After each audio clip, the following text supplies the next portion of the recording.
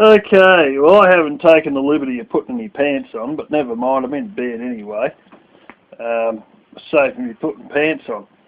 I was been watching a couple of things that I've missed, you know, over this year with Elvis. Honestly,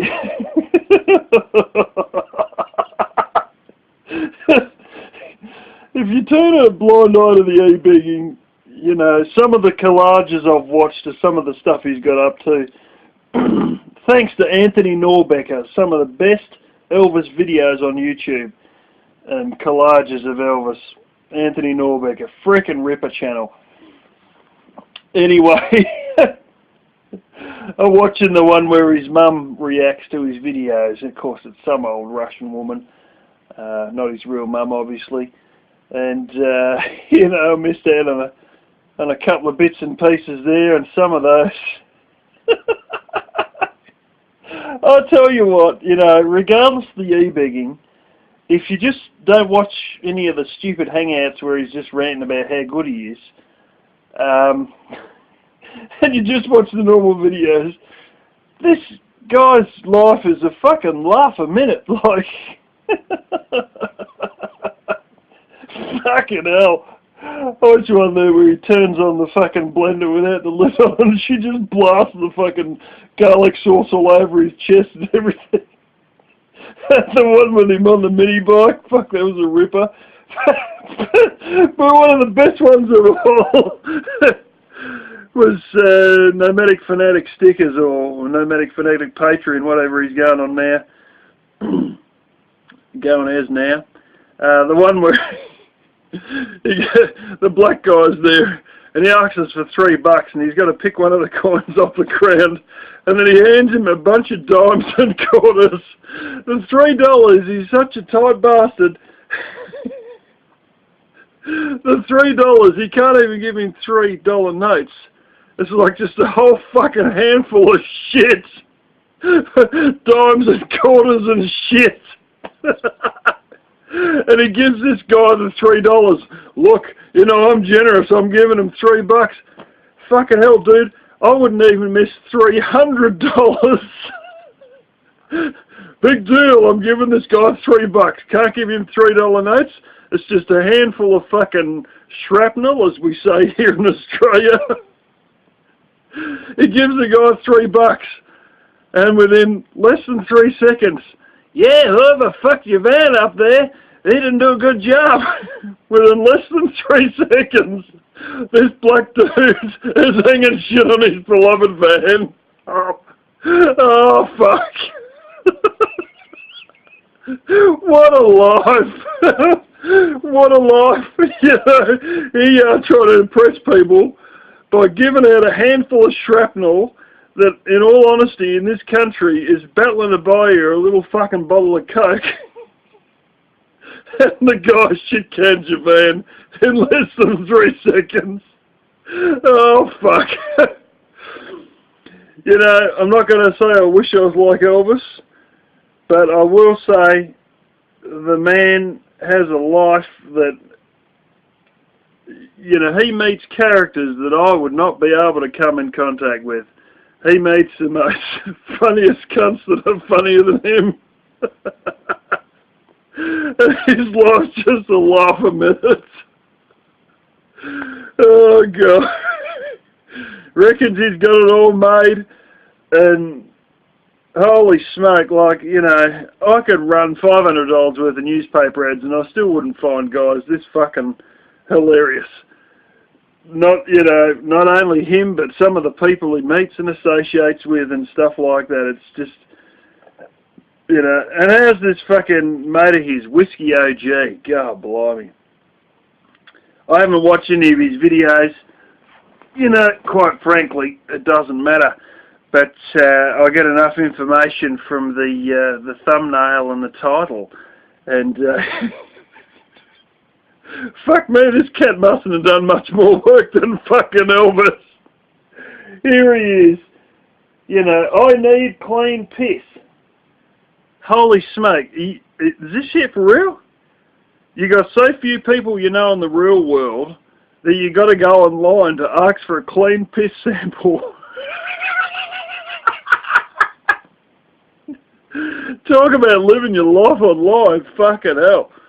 But the best one of all, as I said, he must have only worked about as often as Elvis does because he's got no idea how fucking drug tests work these days. I mean, I gather it's fairly common in the United States to do drug tests for a job. It's not that common over here. But two different places I've worked for, including the place that manufactured radiators, and my current employer made me go and get a drug test. And of course, you know, for those of you who, I mean, it's probably a bloody majority have gone and faced this by now, especially if you're in the United States, maybe not in Australia, but in the United States. You know the way it works, and how it works here, at least, is they might stand behind you or at least make you leave the toilet door open while you're pissing in this cup. And on top of that, when they do, they want to check to see what's in the toilet before they,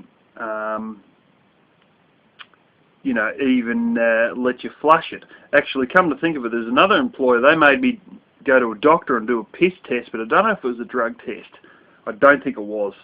But anyway, that's the way it usually works. You can't sit there and undo a fucking jar or a bottle and pour it into the little one and blah, blah, blah. You know, they want to confirm that you have pissed to a certain line in this jar. You have pissed the rest of your piss in the toilet. And, you know, they'll sit there with the door open. The first one I went to, she was standing there right behind me and she's saying, "Oh, don't mind me." And I'm like, "Oh, just shut up, would you?" You know, like here I am trying to imagine you're not there and now you're talking to me. You know, fuck. That one went real well. I pissed on the fucking jar and everything. And I told her and then she goes, "Well, that's why I got gloves on." but anyway, this second one I went to, she fucked it up. Didn't let it sit for long enough before she ripped the tab off, because you got the little bit on the side and you rip it off and you reveal all your results under your little sticker thing. Anyway, he'd know that. Everyone would know that if they've had one, because they've seen it all play out, obviously. Well, she fucked up. She ripped it off too quick. So I had to do a second one, didn't I? Of course, you know, so I had to drink more water, wait another 20 minutes and do a second one.